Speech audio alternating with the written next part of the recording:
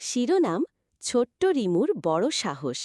একটি ছোট্ট গ্রামে থাকত রিমু নামের এক ৬ বছরের মেয়ে। রিমু ছিল খুবই কৌতূহলী আর দয়ালু। তার চোখে সবকিছুই ছিল বিস্ময় আর শেখার সুযোগ। একদিন গ্রামের পাশের জঙ্গলে হঠাৎ করেই আগুন ধরে যায়। সবাই খুব ভয় পেয়ে যায়। রিমু তখন গ্রামের পাশের পুকুরে পানি আনতে গিয়েছিল। ফেরার সময় সে দেখতে পায় জঙ্গলের পাশে একটি ছোট্ট খরগোশ ভয় পেয়ে কাঁপছে আর কোথাও যেতে পারছে না।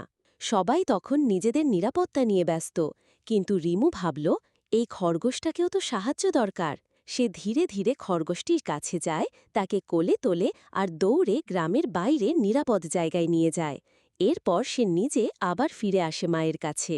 গ্রামের বড়রাও যখন শুনলেন কি করেছে ছোট্ট রিমু, তারা অবাক হয়ে যায়। সবার মুখে তখন একটাই কথা, ছোট মেয়ে কিন্তু মনটা বড়।